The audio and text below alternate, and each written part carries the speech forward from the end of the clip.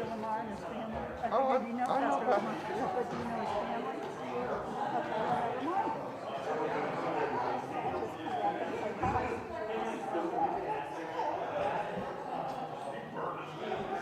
Okay, well, remind him.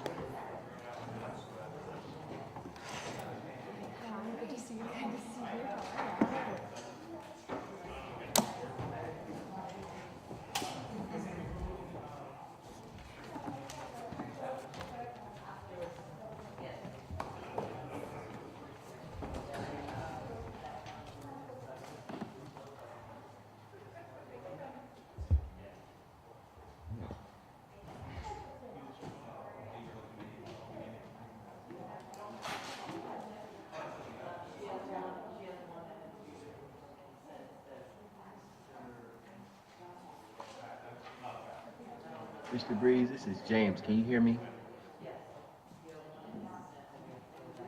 Yes, sir, I can. Okay, I saw your email. Just wanted to follow up with you. Okay, so I can't hear anything. Is the meeting not started yet?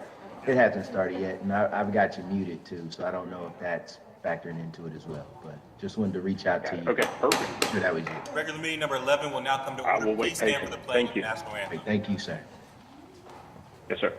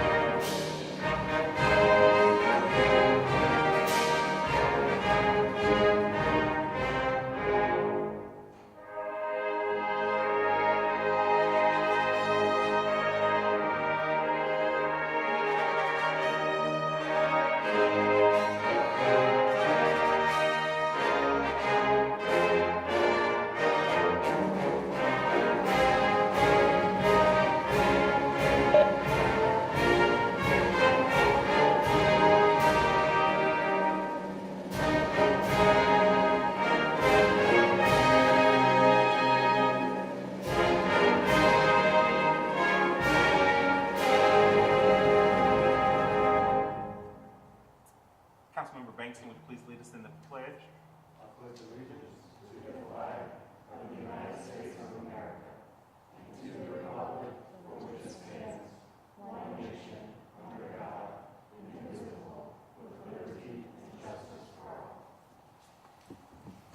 This evening, council is appreciative to have Pastor Fred Lamar, Senior Pastor of Family Missionary Baptist Church, to pray with us once again. Pastor, welcome back to council.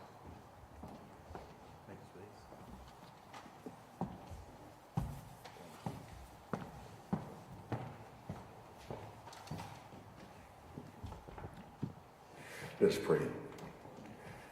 Gracious God, we thank you.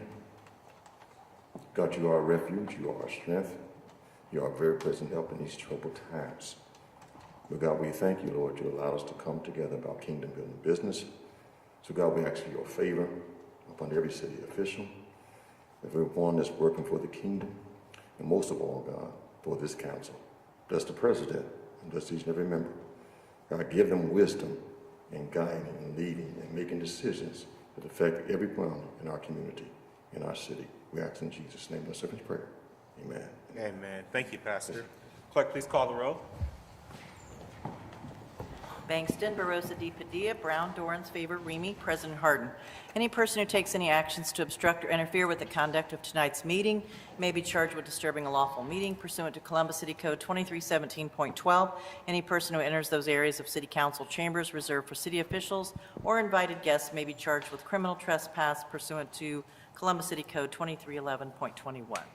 Thank you, Madam Clerk. Can I get a motion to dispense with the reading of the journal? Clerk, please call the roll. Bangston, Barosa de Padilla, Brown, Dorans, Favor, Remy, President Harden. May I have a motion to accept the minutes as presented? Clerk, please call the roll. Bangston, Barosa de Padilla, Brown, Dorans, Favor, Remy, President Harden. This week's communications received by the city clerk's office are listed on the agenda and will be published in the city bulletin. Are there any other communications to be read into the record? Not at this time. Are there any resolutions, starting with Councilmember Bankson, or announcements? Councilmember Barosa de Padilla.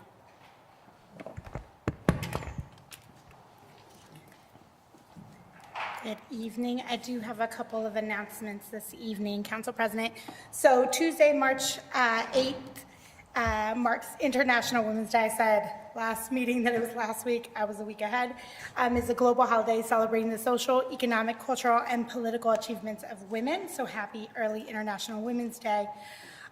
Wednesday, March 29th, is Asian American Pacific Islander, or AAPI, Women's Equal Pay Day. This marks the number of days into 2022 that AAPI women must work to make the same amount as their white male counterparts were paid in 2021.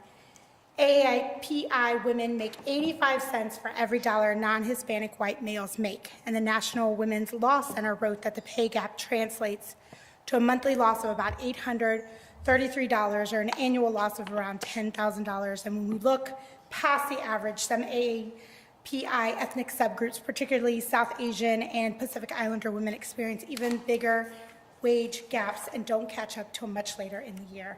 As I mentioned earlier in the month, joining my fellow council members, we will be highlighting both the achievements of women, but also the set of equal pay gaps throughout the year, actually, that will take place, highlighting this issue and what we can do about it collectively as a community. Also on consent agenda today, we have 21 reappointments and 12 new appointments for the Mideast, North Central, Milo Grogan, Greater Hilltop, and Westland area commissions. I want to send a big congratulations to all those folks elected to serve our community in this capacity. Our neighborhoods are the heartbeat of our city. It's where our people live, play, and build community, and we deeply appreciate all of our neighbors who care for our community and make our city better through their service as area commissioners. And my last announcement for the evening is that, as you may have enjoyed this weekend's weather, as the weather continues to warm up and the ice and the snow has melted away, you will see our friends, the potholes, or should I say our enemies, the potholes. So if you would see any potholes on your streets or on any major highways, please call 311 and the city will come out to fill out the pothole within 3 days of being reported. If for any reason you're having challenges getting ahead of public service or with 311, I invite folks to reach out to my office and we can assist you. Thank you. You hear that call? Councilmember Barosa de Padilla about potholes. President Pro Tem. Jessica Cáceres, that you're going to reach out to. Thank you, President Harden. I just want to join my colleagues, Councilmember Favor and Councilmember Barosa de Padilla, in honoring International Women's Day tomorrow, and really urging everyone to take a moment to reflect on gender bias in their lives. There's not a corner of the world.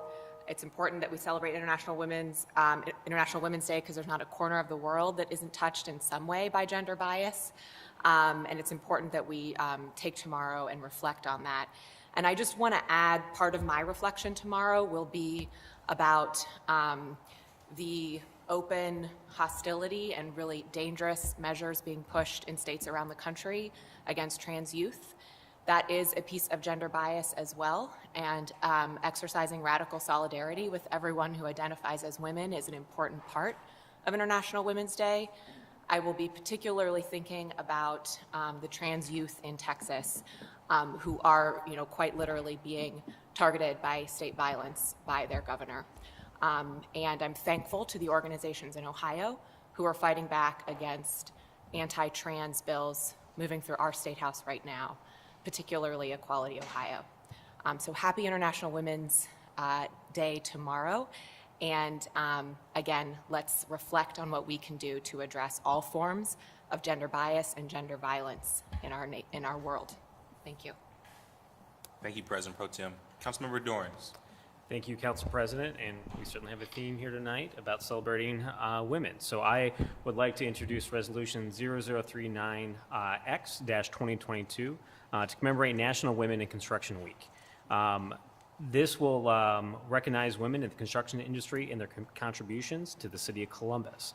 And most of us have noticed that there's quite a few cranes here in Columbus operating every single day. So certainly that industry is important to everyone here in the city. National Women in Construction Week is celebrated March 6th through 11th to raise awareness and celebrate the work of women in the construction industry in the city of Columbus and across the country. Women remain an unrepresented group in the trades, and activities to improve women's recruitment and retention in skilled construction jobs are critically important to helping to close the workforce skills gap, build the middle class, and help the needs of our city. According to the U.S. Bureau of Labor Statistics, women make up almost 13% of the construction industry nationwide and about 12% here in the state of Ohio. That's why I've asked a representative from the Central Ohio Building Trades here tonight to accept this resolution and speak about their work growing the representation of women in the construction industry. Building Futures is a 12-week pre-apprentice program to help participants start their careers in Central Ohio's booming building trades industry. Last month, the first all-female building trades cohort started in this program. A cohort that I'm happy to say that Central Ohio Building Trades worked very closely with Columbus NAACP President Nana Watson on creating. Upon graduation, these women will have a direct path into a career that offers good pay, benefits including health care, retirements, which will help pave the way to their ability to join the middle class. Women in construction industry have contributed greatly to projects across Columbus and will continue to help our city grow. With that, I'd like to present this resolution to Kelly Harrop of the Central Ohio Building Trades Council and ask her to give us a little bit of information about her work to help diversify the building trades, specifically for women in this industry. Kelly? Council President Harding, Council President Pro Tempore Brown, Council Member Dorans, and other distinguished members of Columbus City Council. It is an honor to be here tonight on behalf of the Columbus and Building Constructions Trade Council and Building Futures to accept this distinguished accolade. My name is Kelly Harrop, and I currently serve as the Communications and Outreach Director for the Columbus Building Trades. The first image of a construction worker that comes to mind is a big, burly man. However, women in organized labor are changing the way people think about what a construction worker looks like. When little girls look to who is providing labor on projects such as the Hilton Hotel expansion, at the Convention Center, the Franklin County Jail, they will see women that look just like them. Since March is Women's History Month and March 6th through 11th is National Women in Construction Week, it's important to discuss the large impact female construction workers have made here in Columbus and across the country. One cannot talk about the role of women in the construction field without discussing the role of women in organized labor. Women represented by labor unions, such as those that compose the Columbus and Central Ohio Building and Construction Trade Councils, earn 30.9% more per week than their non-union counterparts. The union advantage is even bigger in minority communities, where women in organized labor make 42.1% more than their non-union counterparts. One of the main reasons women in construction industries do so well is because the building trades union contracts require equal pay for equal work. Women in labor have long played a strong role in advocating for policies that help all workers, such as paid family and medical leave, family health care, and child care subsidies. We are honored to have just started our 9th Building Futures cohort and our first all-female cohort. Together with the unwavering support of the Council, the Franklin County Board of Commissioners, Franklin County Jobs and Family Services, the Columbus Urban League, and the Columbus chapter of the NAACP, we are placing 14 women on the direct path to the middle class, while also providing them with weekly stipends, full wraparound services, and that help eliminate barriers to employment and job and apprenticeship placement. We strive to create a world where little girls everywhere will have hard hats and safety vests in their dress-up boxes right next to their princesses' gowns and tiaras. The role of women in the construction trades has grown exponentially, and we hope to continue and see and expand upon this growth in the future. Thank you again for the support. Thank you, Kelly. I think it's helpful for us to, we had a colleague of mine recognizing Equal Pay Day for AAPI women, and to your point, under a collective bargaining agreement, equal pay day is every single week when you're covered by a collective bargaining agreement. I did also want to shout out the organizations that you mentioned that have helped to fund Building Futures over the years. I also want to thank my colleagues for their strong support for that program during my time on council as well. Do my colleagues have any questions or comments for Kelly? Seeing none, I move for adoption. Clerk, please call the row. Bangston, Barosa de Padilla, Brown, Dorans, favor, Remy, President Harden. Adopted. Thank you.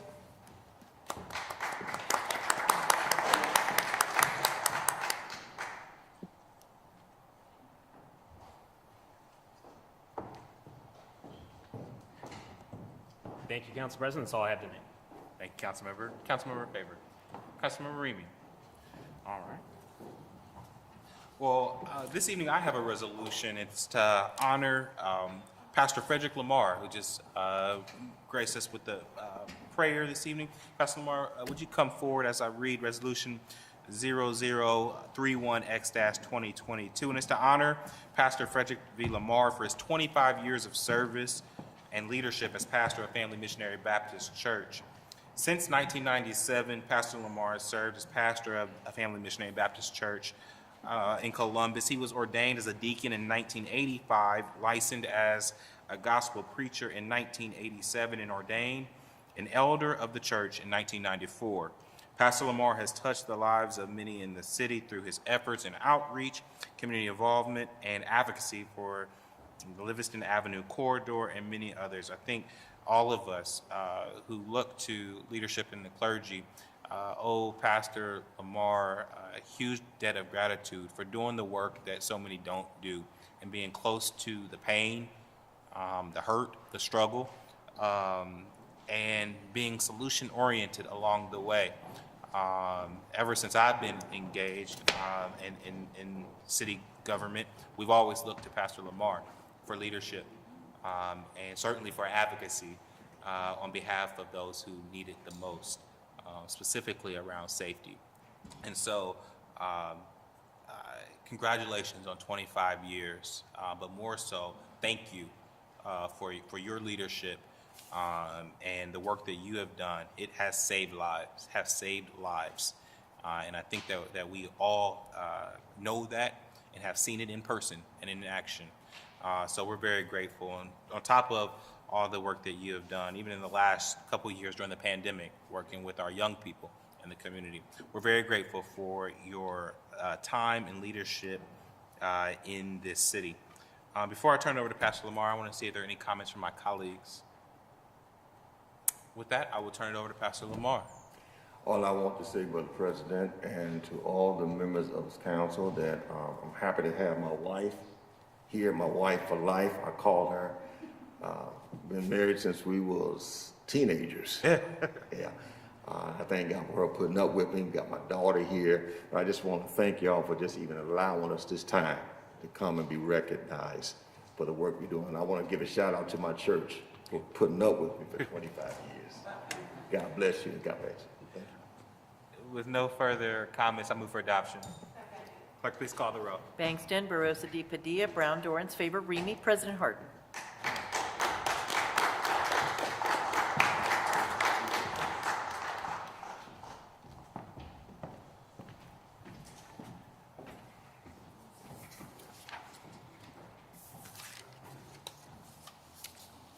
Are there any comments by our elected officials that may be joining us virtually?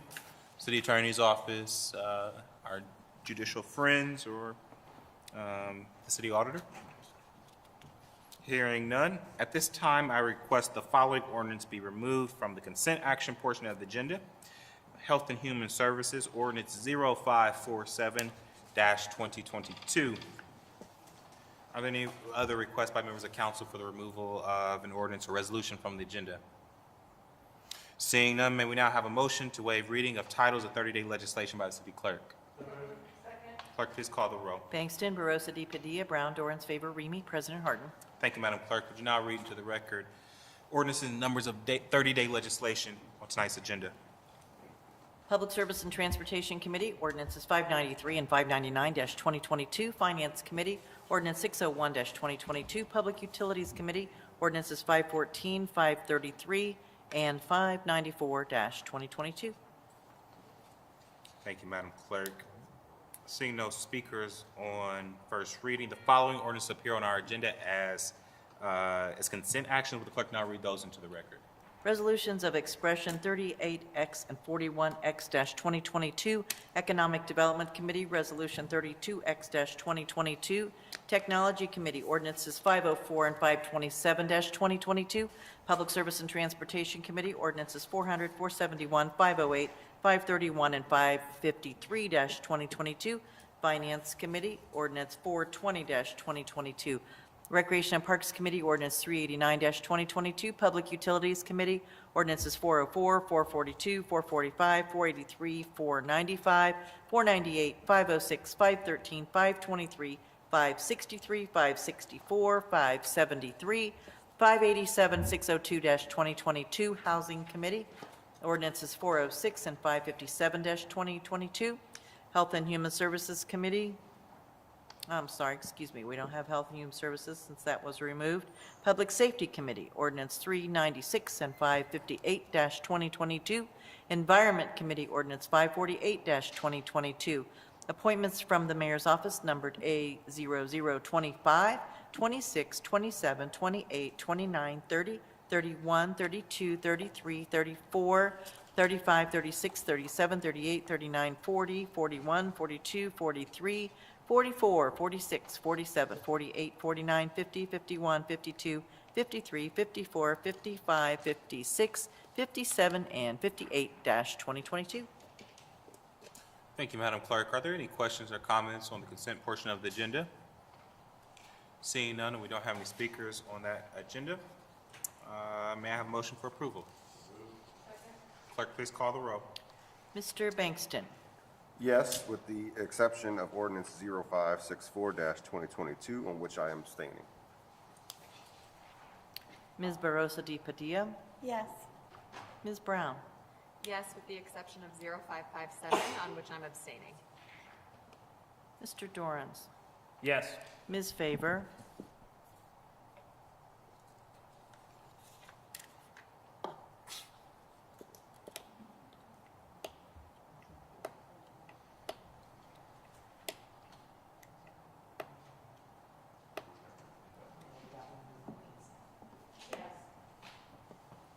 Mr. Remy. Yes. President Harden. Yes. Consent portion of the agenda is passed with the noted exceptions. We're going to go a bit out of order this evening. We're going to go to the Health and Human Services Committee in Ordinance 0683, and that committee is chaired by Chair Favor. Chair, the floor is yours.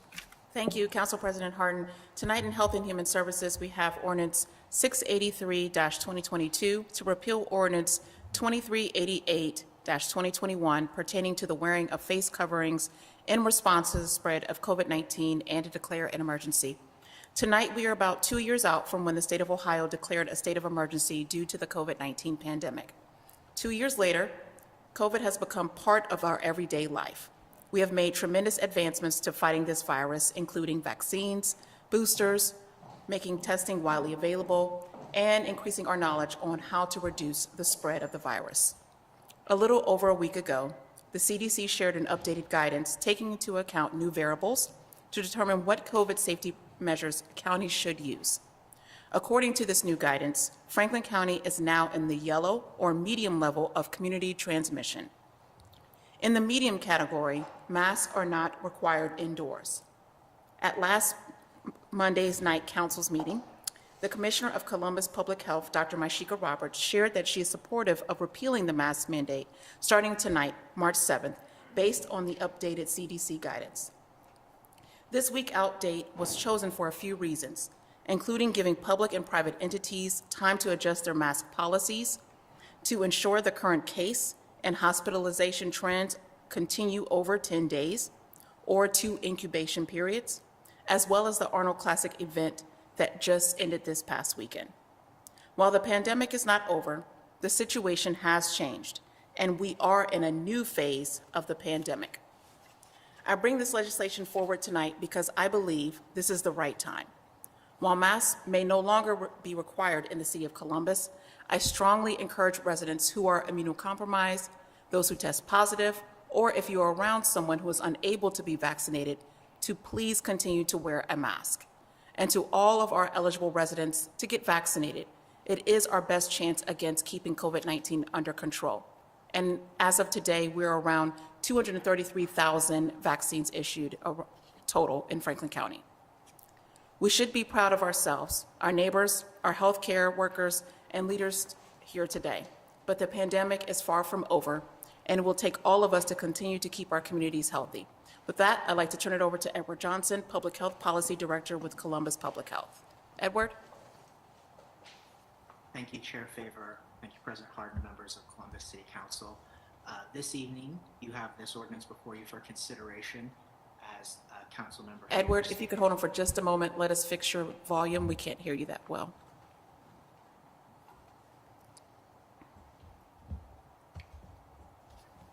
All right, floor is yours. Can you hear me now? That's much better. Thank you. Wonderful. Well, thank you, Chair Favor. Thank you, President Harden and members of Columbus City Council. As Chair Favor stated, Franklin County and Columbus are currently on the medium level in terms of community burden of COVID-19. In terms of those metrics, that means that we are at 57 cases per 100,000 in the last 7 days. Our hospital admission rate is down to 10.4 per 100,000 in the last 7 days. And the number of inpatient beds occupied by COVID-19 patients in our community is at 3.5%. These are wonderful numbers. We are on the cusp of descending down to the low category. We aren't quite there yet. Of note as well, our positivity rate in Columbus and Franklin County currently stands at 2.95%. And so for those reasons, and consistent with the guidance that we have shared with Columbus City Council over the duration of the pandemic, with 2 back-to-back incubation periods at a low or moderate transmission rate, we feel comfortable with consideration of this ordinance to repeal requiring face coverings indoors in the city of Columbus. Thank you, Chair Favor, for bringing this forward, and thank you, council members, for considering it this evening. Thank you, Mr. Johnson. In the future, if Franklin County goes to a red level, would you suggest or have us consider another mask mandate? I think that our advice to the community would be to wear a mask if we ascend the community burden metric to red or a high level of COVID community burden, because that means our hospitals and other facilities are being stressed by the level of severe illness locally. And that messaging would come from Dr. Roberts and other officials at the Public Health Department. Is that correct? Informing City Council? Yes, Chair Favor.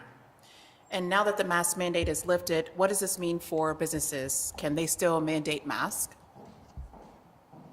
Businesses may certainly ask individuals to continue to mask in their facilities, especially if they have employees who may be immunocompromised or spending time around those who are immunocompromised as well. So yes, that is a business decision. Thank you. Are there any questions or comments by my colleagues? Yes, Council President Harden. Thank you, Chair Favor. And really, my comments are to say thank you. Thank you to Dr. Roberts for her leadership over the last 2 years. It's almost exactly 2 years since she sat in the office behind me and told us about this virus and what it would mean for our community. Thank you to all the folks at Public Health, including Edward, who have worked diligently to keep us safe. Thank you to our police and fire. Thank you to our folks at the hospitals that have worked and the nurses who have worked without a break. But most of all, thank you to our residents. What we have gone through collectively over the last 2 years has been difficult. What we have asked of you has been difficult. It was hard. But because you knew what it meant for the person sitting next to you, the elderly person, the grandmother, the aunt with that compromised immune system, for that young boy who joined us at council when we instituted this mask mandate in September, who had just got over cancer, 5 or 6 years old, because you thought about him, you did it. It was hard. We didn't like it. No one enjoyed it, but we together did it. For that, we are grateful. We are grateful that we did this together, because that's who we are, and that is Columbus. We are now transitioning to a new phase of this as we move out of this pandemic. And there are still folks who, to Chair Favor's point, to Edward's point, who probably still need to wear a mask. And there are folks who will just choose to wear a mask at the bar, at church, at the grocery store. That is fine.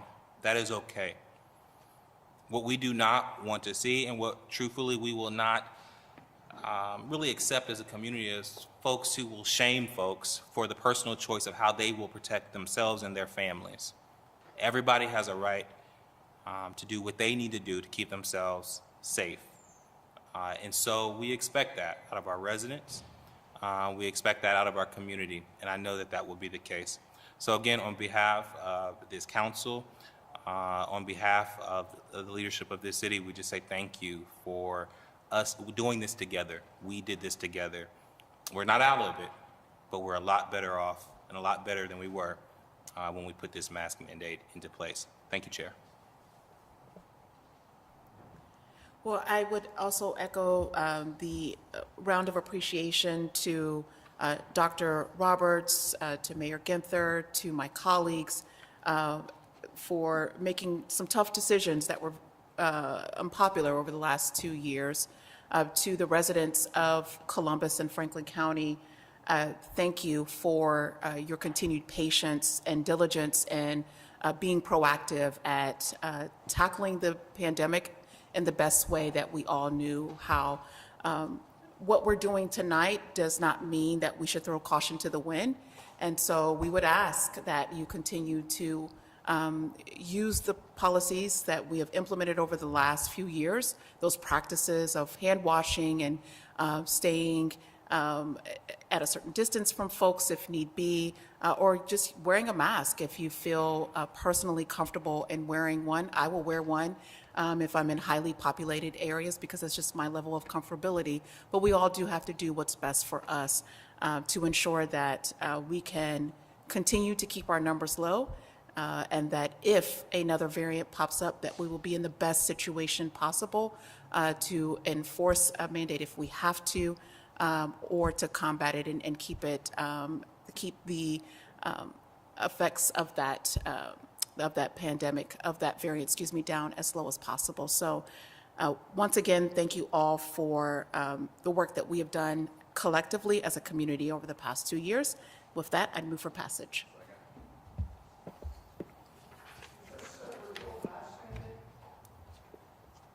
Actually, Madam Chair, I think we have a speaker on this. Oh, my apologies. My apologies. Moving too fast.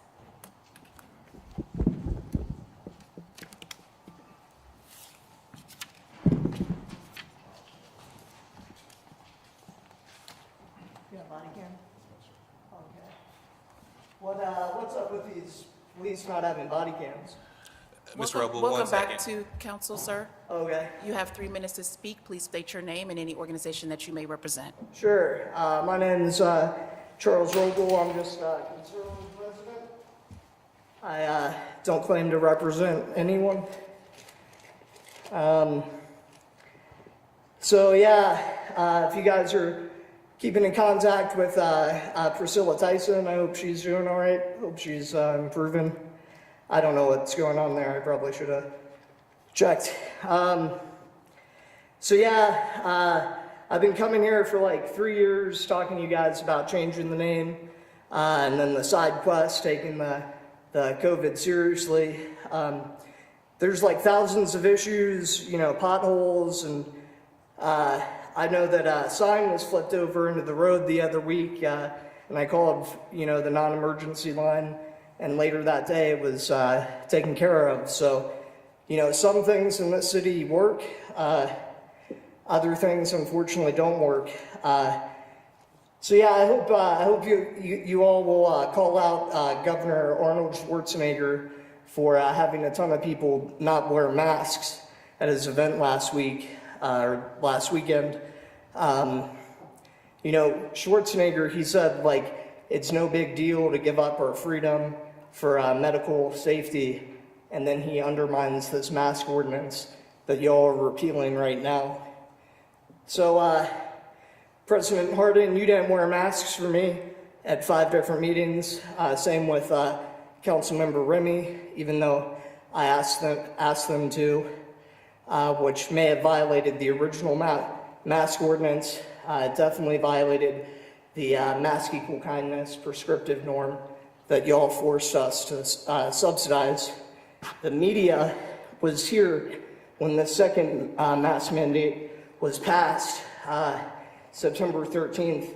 And if you remember, I asked you guys to wear masks at that meeting, Hardin and Remy, and they tried to play me out as, you know, an anti-mask activist. They took video of me yelling at them to get their masks on, and then they spliced it with those protesters. And there still weren't police body cams when we had a ton of protesters here. You guys, Hardin and Brown, you guys met with protesters like 2 to 3 years ago when left-wing protesters shut down City Hall. So, yeah, sorry to be out of breath. Anywho, if you guys are going to pass laws that nobody follows, that seems pretty ridiculous. Like, if we're going to have the Schwarzenegger event, have people not follow the law, you guys should have just repealed the law before the event. So, yeah, I mean, I'll send you guys an email with the rest of the stuff at some point. But, yeah, I mean, originally I thought you guys, you know, were in control and maybe you're bad actors. But when we see, you know, Epstein get killed and, you know, John Luke Brunel, or suicided, sorry, I have no idea how he died. But, you know, we still have Abigail Wexner on OSU's board. They won't give us all the JFK files. And then the media just completely lies about citizens coming to ask for people to follow the mask. Mr. Roble, your time is up. Cool. Thank you for your testimony this evening. Yeah, thanks. But yeah, the media is just out of control. Thank you for your testimony this evening. Are there any additional questions or comments by my colleagues? Seeing none, I move for passage. Is there a second? Clerk, please call the row. Bangston, Barosa de Padilla, Brown, Dorans, favor, Remy, President Harden. Ordinance is passed. Thank you. That's all I have in my committees. Thank you, Madam Chair.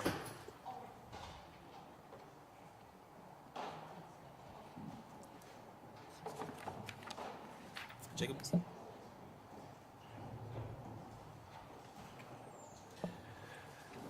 The next committee to come before council is the Economic Development Committee, chaired by Councilmember Bankson. Councilmember, the floor is yours. Thank you, Council President. Have several ordinances this evening for second reading in economic development. First, we have ordinance 0410-2022 to authorize the Director of the Department of Development to enter into an enterprise zone agreement with West 70 Logistics Land LLC for a tax abatement of 75 years for a period of 10 consecutive years in consideration of the company's proposed capital investment of $46,500,000 in real property improvements and the creation of 63 net new full-time permanent positions with an estimated annual payroll of approximately $2,680,000. To my council colleagues, this ordinance, along with the next 4 ordinances on the agenda, are a package of enterprise zone agreements with West 70 Logistics Land LLC. This bundle of speculative development, or what we like to refer to as proactive development on the west side, will bring a total of 232 new jobs with $241 million in capital improvement. So we are really excited about this opportunity that's coming to the Westland and Far West area commissions of our community. As you all may have noted, we've seen a lot of movement in the industrial speculative development space as of late, and there is a reason for that. The COVID-19 pandemic has increased consumer reliance on online shopping and also caused international manufacturing and shipping disruptions, which has led many manufacturers to increase domestic warehouse inventory and onshore manufacturing operations. As a result, demand for industrial space is well located. Communities like Columbus has soared. Proactively abating industrial properties creates at the ready industrial sites in close proximity to our opportunity neighborhoods. In order to earn the 10-year incentive, tenants occupying the abated facilities are required to fulfill job creation commitments and partner with the city to create workforce development programs that will prepare local residents for the newly created jobs. In attendance this evening, we have Jed Breeze, who's representing West 70 Logistics Land LLC, to speak more about this particular project. Jed, are you present with us on WebEx? Yes, sir, I am. Thank you. All right. So, the council, thank you very much for the opportunity. Oh, I'm sorry. Should I speak now, or? Yes, sir. I don't want to speak out of turn. So, to the council, thank you very much for the opportunity to come before you this evening. West 70 Logistics Land is an affiliate of TPA Group, which is a private real estate investment acquisition and development firm based in Atlanta. We invest and develop nationally across most product sectors, most heavily in industrial, but also office and residential. We've transacted many billions of dollars since inception and currently have over 60 projects underway totaling 35 million square feet and $2 billion of investment across the country, including 2 buildings we completed in Etna, just to the east. We completed 2 1 million square foot distribution centers in 2020. In 2021, one leased by Amazon and another purchased by Ashley Furniture. And we're starting another one, 1.3 million square feet in Pataskala this May. West 70 Logistics is a approximately 1.8 million square foot industrial park on 105 acres. It's located approximately 1 mile south of I-70 on Hilliard Rome Road, bounded on the north by Fisher and on the south by Manor Park. We intend to build all Class A tilt wall construction, attractive entrance features, abundant glass, and ample parking for cars and trucks.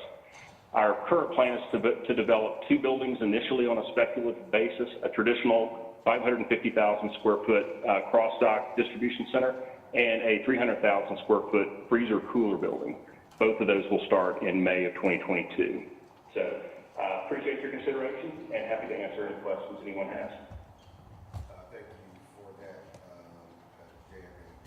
Again, I think it shows the economic engine that Columbus is becoming a leader in the logistics field. Are there any questions or comments from my colleagues? Seeing none, I'll move to passage. Clerk, please call the roll. Bangston, Barosa de Padilla, Brown, Dorans, favor, Remy, President Harden. Pass. Next, in Economic Development Committee, we have ordinance 0411-2022 to authorize the Director of Department of Development to enter into an enterprise zone